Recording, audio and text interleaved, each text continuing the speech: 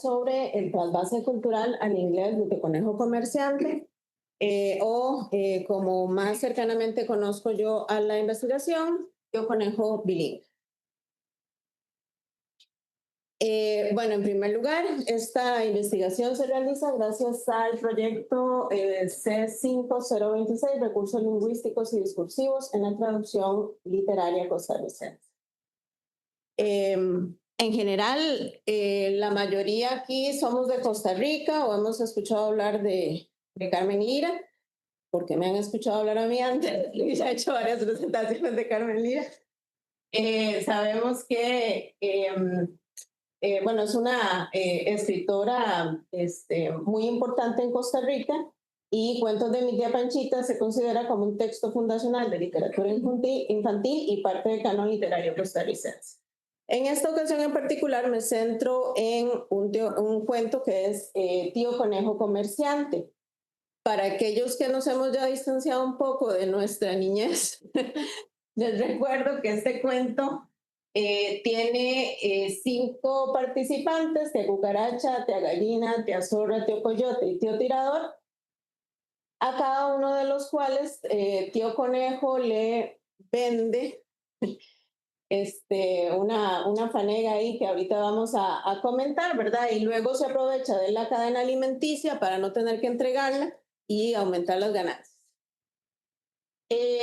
También recordemos que en general hemos ya comentado que en los textos de Carmen Lira siempre aparecen los costarriqueñismos como estrategia lingüística de atracción al lector.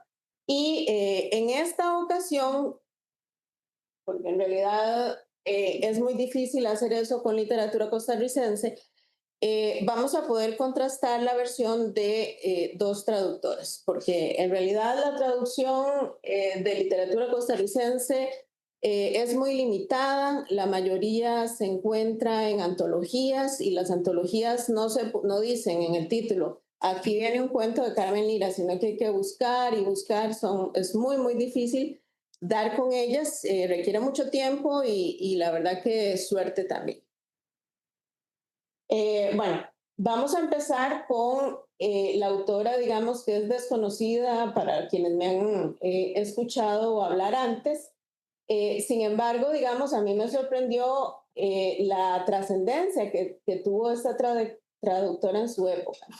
Harriet Dionís nació en Nueva York y creció en la zona rural de Illinois. Ella estudió latín, francés, alemán, italiano y luego aprendió español y portugués. Era esposa de Francisco de Onís, quien era un académico, y él la impulsó en este mundo de la traducción. Se convirtió en la primera traductora de producciones latinoamericanas a lengua inglesa, con lo cual alcanzó gran renombre. Llegó a ser la experta por excelencia en ese campo, la que proponía las traducciones y también incluso, ¿verdad?, filtraba cuáles textos se traducían y cuáles no. Su labor debía responder a los objetivos de su editor Alfred Knopf, quien buscaba que los lectores norteamericanos se interesaran en nuevos autores. A partir de la Segunda Guerra Mundial, Knopf cambió el foco de atención de los escritores europeos hacia Latinoamérica. Harriet Dionís llegó a ocupar un papel protagónico en la difusión de la literatura latinoamericana en Estados Unidos. Su opinión también fue decisiva para cómo y qué se traducía, y el material se escogía para que respondiera una imagen de Latinoamérica que interesaba transmitir y proyectar en ese momento. Esta traducción es de 1948 y se encuentra dentro de una antología que se llama The Golden Land, an Anthology of Latin American Folklore in Literature. Vemos que hay un tiempo, digamos una distancia temporal bastante importante, lo cual trae repercusiones en la traducción que vamos a comentar más adelante. Por ahora podemos decir que toda esa información que encontré de Harriet Dionís es porque ella fue tan importante en traducción que Munday, uno de los estudiosos que destaca en este campo, dedica un capítulo completo a las traducciones de ella. Y nos dice que su traducción no se apegaba completamente al texto origen, pero que tampoco se alejaba excesivamente. Y luego tenemos a Elizabeth Horan, quien tiene un doctorado de literatura por la Universidad de California, Santa Cruz, y trabaja como docente, investigadora, editora y traductora en la Universidad de Arizona.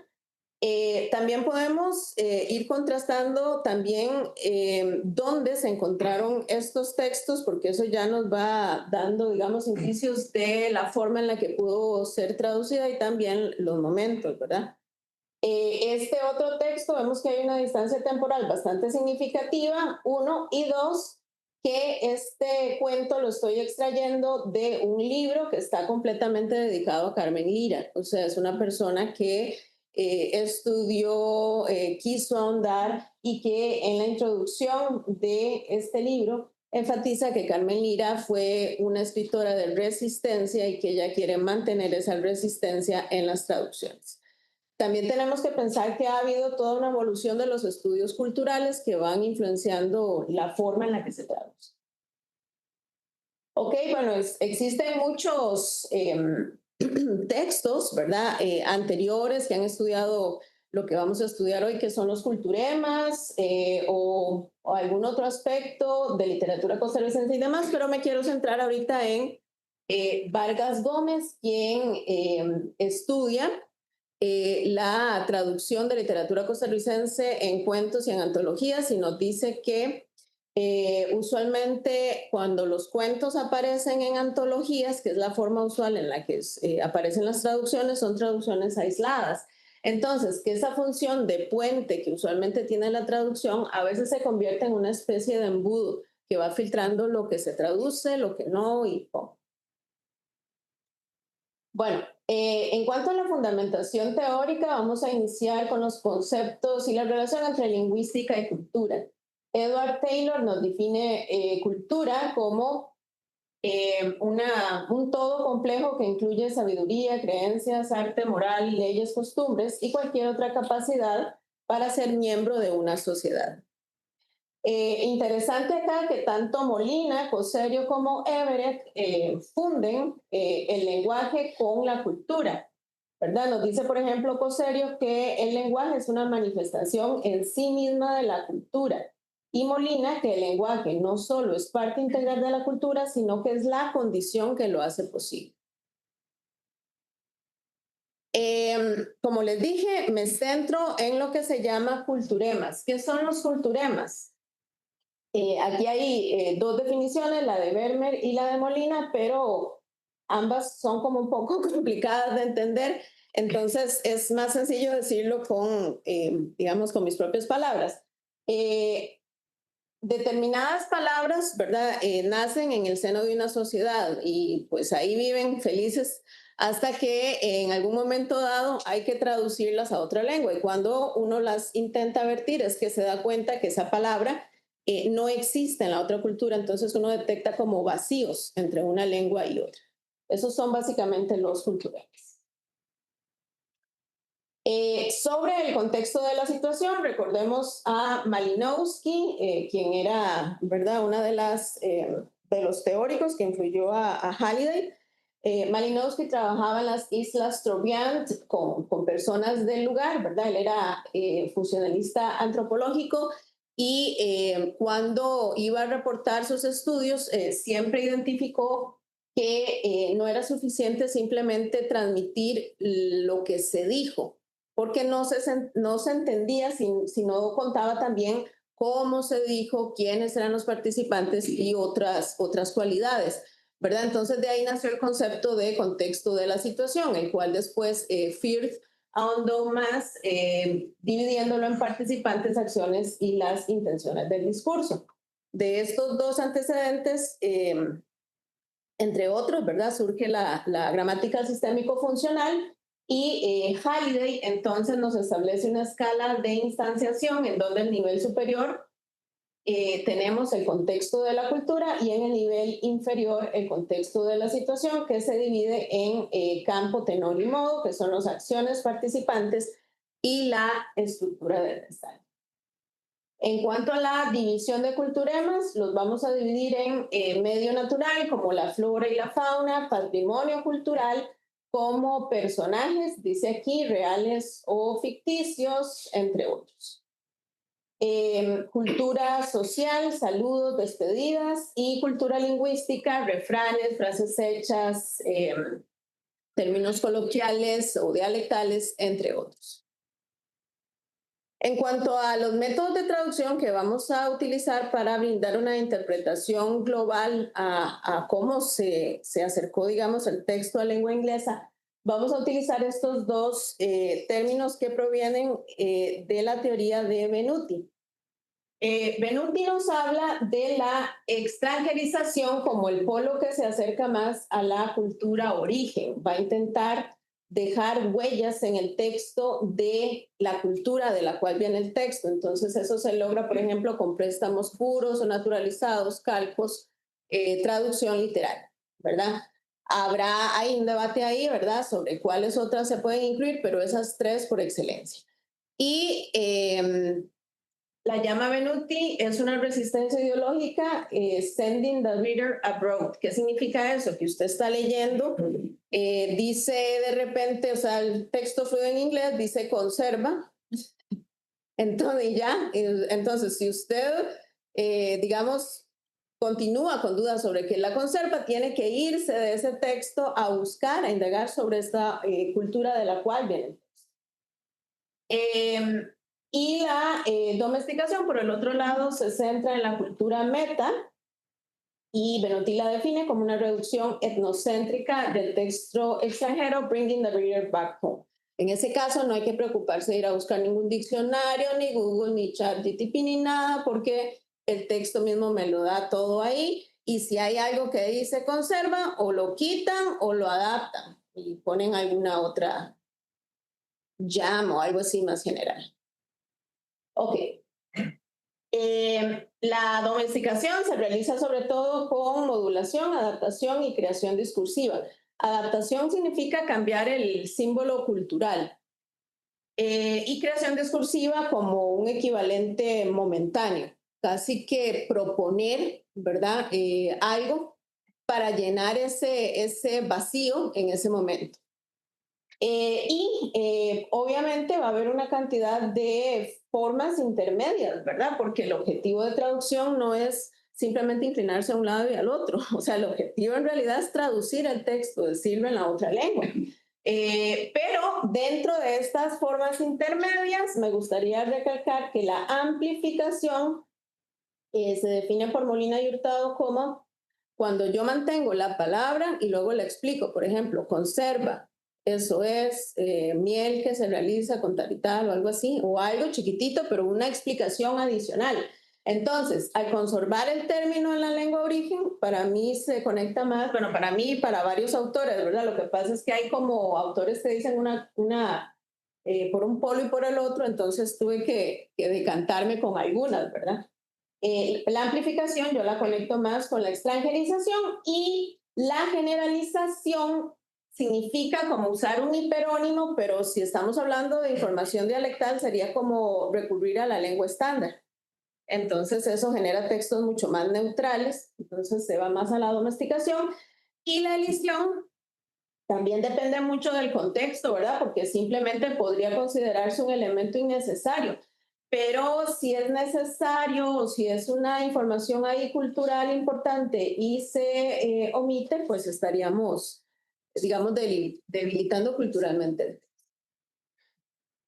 Bueno, lo que hice fue entonces extraer los culturemas en ambas lenguas y establecer, obviamente son cuentos relativamente pequeños.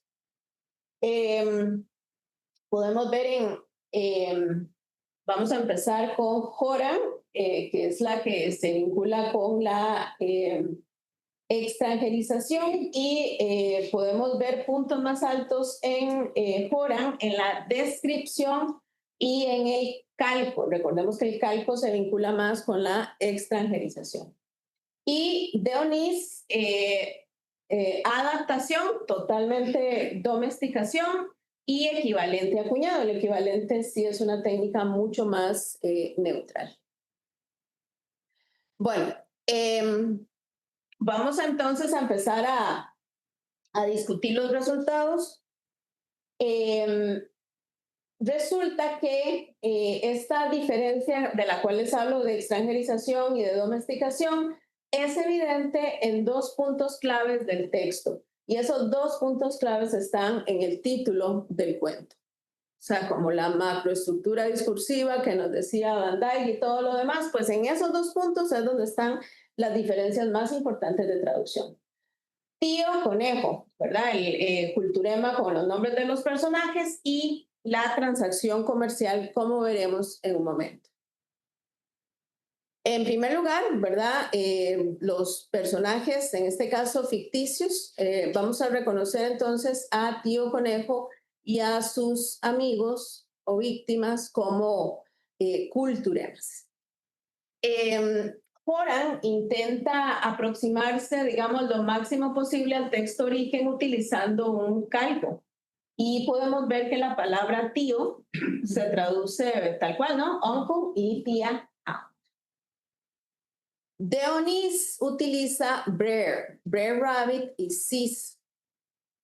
Entonces, punto número uno puede preguntarse por qué cambió, ¿verdad? De tío a hermano. O sea, Brer es informal para hermano, ¿verdad? Y Sis también, corto para sister.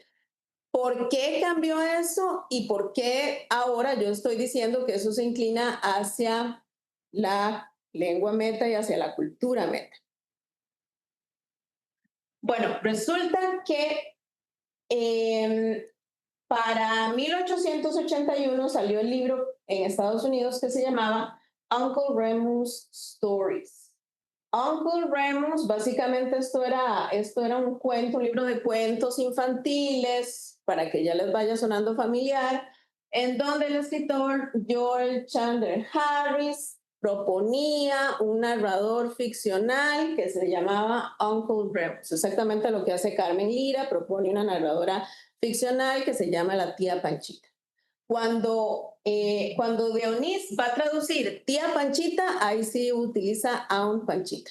Igual que él dice aquí, Uncle Remus. Pero cuando traduce el nombre de los personajes, aquí los usa, digamos, Joel Chandler Harris, Brer o Sis. O sea, utiliza completamente la forma que se utilizaba en el cuento de niños por excelencia de esa época. Y de hecho, existe una cita textual de Dionys en donde ella misma afirma, es solo con nuestro Joel Chandler Harris que Carmen Lira de Costa Rica puede ser comparado. Los dos se relacionan por un inigualable carisma y humor de los quehaceres y travesuras de los personajes, y vienen los nombres de los personajes tal cual aparece ahí. Entonces, básicamente, lo que Dionís nos está diciendo es que Uncle Remus Stories es básicamente el origen y la inspiración de los cuentos de Carmen Lira, ¿verdad? Aunque digamos que también sabemos que existen libros en general de hadas y en particular de animales en México, en Venezuela, en muchos otros lugares, ¿verdad? Pero si había que vertirlo, el libro por excelencia en el momento era precisamente este, y esa fue la decisión que inclinó a Dios. Bien, nos vamos, ¿verdad? Va a haber entonces también momentos intermedios. Por ejemplo, ahorita estamos en la tradición culinaria y vemos que chorrear se elidió en ambas traducciones. Quizás consideran que para el desarrollo de la trama no sea necesario, sin embargo, el hecho de que la palabra está ahí nos está por lo menos transportando un poco en el tiempo, ¿verdad? O sea, tal vez no tanto como en el momento de Carmen Lira, pero sí, no es ahora, porque ahora muy pocas personas chorrean café normalmente en su casa. Tamal se mantiene tal cual con, parece ser un préstamo. Lo que pasa es que genera la duda de si nos están hablando del tamal asado o del tamal de diciembre, o si la representación es más bien el tamal mexicano que viene envuelto diferente. Luego está puntalito, que Joran lo traduce como light meal, con una descripción. y Dionís con una transposición, con un verbo, to prop up his stomach.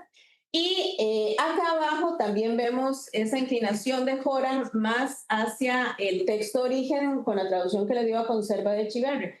Chiverre Squash Jam. Entonces, como les digo, a pesar de que me explica con Squash Jam lo que es, ¿verdad? El tipo de producto, si yo sigo teniendo dudas de qué es Chiverre, tengo que irme afuera a buscar una foto o algo así. En cambio, vean a Dionís, Preserves, que era pues completamente común y general y de uso pues diario en las casas. Los saludos también son, me avisan el tiempo.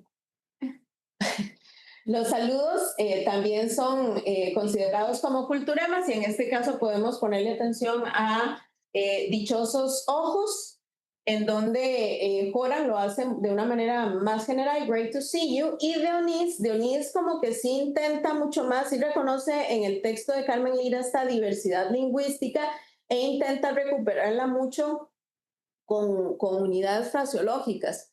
Y entonces ella utiliza I haven't seen you in a Kunz age.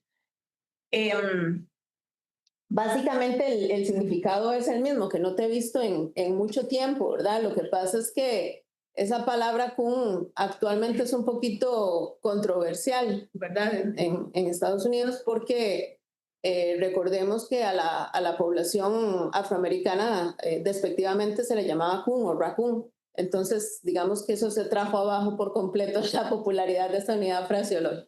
Pero digamos que esa percepción todavía no existía en esa época cuando fue traducido. Ok, ahora nos vamos al segundo punto en donde están, digamos, esta gran diferencia que es la transacción comercial. Dice Tío Conejo, ¿qué le parece que vendo una panega de maíz y otra de frijoles en 1,5 onzas? 1,5 onzas es el precio. Y eso tal cual lo mantiene Joram, 1,5 onzas, 1,5 onzas y un poquito más de explicación para que el lector meta pues pueda entender el trato, porque en realidad nunca nos dijeron cuánto en sí le costó, cuánto era en lo que estaba vendiendo. Dionís vierte completamente el texto y se decanta por la moneda estadounidense, dólar. Y no solo eso, sino que sí le asignó montos, $2. Seguimos, Joram continúa, ¿verdad? Porque pues el Tío Conejo repite esto 5 veces para hacer 5 veces el trato.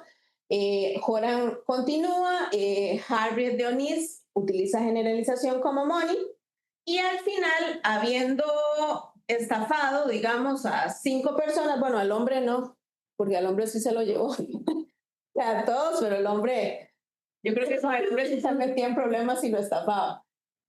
Dice Carmen Lira que consiguió en total 7,5 onzas por una panega de maíz y otra de frijoles.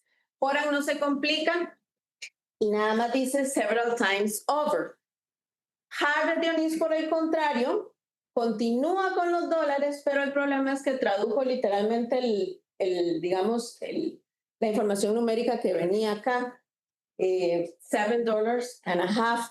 Y el problema es que si ya nos había dicho que eran $2, tuvo que haber sido $10.